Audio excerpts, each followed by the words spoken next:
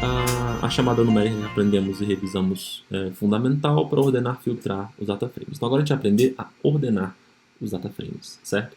A gente ordena os dataframes com uma função chamada order, ou order, certo? Então tá, para ordenar um dataframe nós usamos a função order, que funciona de maneira bastante intuitiva. Eu vou explicar para vocês como é que ela funciona. Primeiro, vamos chamar essa função. Eu quero ordenar as unidades da federação estadunidense pelo investimento em educação, certo? Então o que eu faço? Ordenar, order, education, cifrão, invest. Bacana? E aqui ele me mostra uma sequência de números. 32, 31, 25, 33, 30, certo? O que esse output quer dizer? O que aquela sequência ele quer dizer? Ela quer dizer o seguinte. Vamos lá. Ela recebe um vetor, a função order, ela recebe um vetor e publica outro, né? Após ordenar o vetor de entrada, a função publica os endereços originais dos itens em ordem crescente. Ou seja, na 32ª linha do dataframe está o estado que menos investe em educação pública. Na 31ª linha está o segundo estado que menos investe. Na 25ª linha está o terceiro estado que menos investe. E o estado que mais investe em educação pública está na 50ª linha, certo? Então tá, como é que a gente poderia fazer? Então, para reconstruir a lista de valores, eu poderia, não vou fazer isso, certo? Mas eu poderia chamar, então, o investimento em educação por aqueles números que estão publicados ali pela função order, certo? Então, o 32 é o que menos investe, o 31 é o segundo que menos investe, o 25 é o terceiro que menos investe, não é tudo pertinho, né?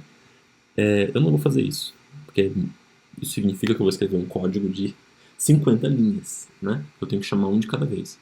Eu não vou fazer isso. O que eu vou fazer? Eu vou usar a função order e eu vou alimentar a chamada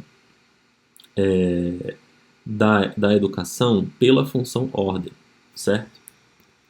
Aqui tem muita coisa junto, eu vou fazer uma coisa de cada vez. Olha só. Muita coisa junto. Vamos fazer aos pouquinhos. Isso aqui é o que eu preciso fazer mesmo, tá vendo? Ó. Então, o que eu fiz? Eu peguei o dataframe educação e eu estou chamando o dataframe educação. Tá aqui a chamada dele de matriz, né? Colchete, vírgula. Antes da vírgula, linha, depois da linha, coluna, depois da vírgula, coluna. Então, eu não estou fazendo nenhuma restrição sobre as colunas, eu estou deixando as colunas livres. Mas como eu quero as linhas? Eu quero as linhas ordenadas. E eu quero ordenadas segundo a variável de investimento em educação. O que o interpretador vai fazer quando ele bater o olho nisso daqui? Ele vai pegar a variável de investimento em educação. Vai resolver a função de ordenamento para essa variável. E ele vai gerar esses endereços, né? Na 32ª linha, tal que menos investe. Na 31ª, tal segundo que menos investe. Depois tá o próximo que menos investe. Então ele ordenou todo mundo. Aí eu vou usar a função order para chamar a função education. Perdão, para chamar o dataframe, as linhas dataframe education. Quando você fizer isso, eu vou executar isso aqui e vejam o que acontece. Tá o dataframe education todinho aqui. O que aconteceu de diferente? Ele está ordenado por investimento. Olha aqui a coluna da direita como ela está ordenada. 208, 212, 214, 215, 216. Essa é a mágica, certo? É assim que a gente ordena um dataframe. Todo o resto que aparece ali no código é para simplificar, é para fazer algo mais enxuto, mais simpático. Bacana? Eu posso, por exemplo, como eu não estou interessado muito nessas colunas de residência, renda e residente com 18 anos, eu posso eliminá-las. Como é que eu faço para eliminá-las? Olha só. Na chamada de coluna, eu subtraio as colunas de 3 a 5, porque eu já sei como é que faz isso. Bacana? Vou executar essa linha aqui de novo. Pá, pronto, simplifiquei. Mas é o mesmo dataframe que continua ordenado com relação ao investimento educacional, certo? Agora, eu não quero 50 linhas. Eu quero só as 10 primeiras. Então, eu vou pegar esse resultado aqui e eu vou inserir numa outra função chamada head, que é essa que a gente já vem utilizando, né? Só que ao invés de mostrar as 6 primeiras, eu quero mostrar as 10 primeiras. Então eu vou escrever n igual a 10 antes de fechar os parênteses da função head. Bacana? Observem aí como é que ficou. E esse é o código que está no livro de vocês.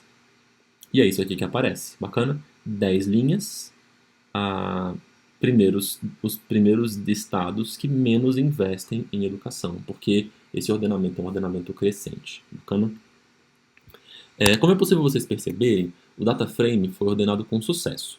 Os estados com menor investimento público per capita em educação estão na região sul dos Estados Unidos, e, se não me engano, e centro-norte dos Estados Unidos. Se não me engano, são estados tipicamente mais conservadores, inclusive. Se quisermos colocar a planilha em ordem decrescente, ou seja, colocar no topo os que mais investem, a gente tem que pôr um sinal negativo no interior da função order. Isso é um truque, porque a função order sempre vai ordenar em ordem crescente. Mas se você coloca um sinal negativo, então ele vai rebater, porque o negativo faz isso, você multiplica por -1. Então você vai rebater todos os valores para o negativo. Então se um é menor que 2, ok? Quando você multiplicar todo mundo por -1, o -2 é menor que -1, certo? Então o ordenamento inverte. Então, para que o ordenamento seja decrescente, a gente joga um sinal negativo aqui na frente da variável que você está usando para ordenar o data frame. Esse código aqui ó, é igual ao anterior. A única diferença é que dentro da função order tem um sinal negativo, não fora, certo? Dentro da função order. Executando esse código, vocês vão ver então os 10 estados que mais investem na Federação Estadunidense, os 10 estados que mais investem em educação per capita, certo? Como eu já falei, aqui tem um destaque, porque eu já avisei vocês, né, que para que vocês alterem alguma coisa, vocês precisam fazer uma atribuição. Pode ser que você queira armazenar para trabalho, para sua análise, você pode querer que o seu data frame esteja ordenado. Eu nunca faço nenhuma atribuição envolvendo um data frame que seja, assim, depois da gente fazer aquela limpeza inicial, recodificar as coisas porque é necessário. Mas assim, filtrar e ordenar, eu nunca faço isso nos meus data frames, preferencialmente não. E se eu preciso muito fazer, eu crio um outro data frame com a informação ordenada ou filtrada, certo? Então aqui você pode chamar ordenado é igual a education, e aqui você ordenou education por investimento. Bacana? E você salva num novo data frame.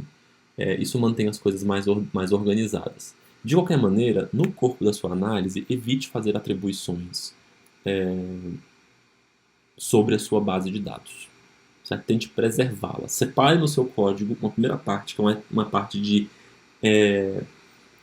introduzir os dados, de carregar os dados para o seu programa e limpar. Então, a fase de limpeza toda no começo. Quando você começar a analisar de fato, você não faz nenhuma atribuição sobre o data frame, porque isso pode gerar uma série de problemas e inconsistências.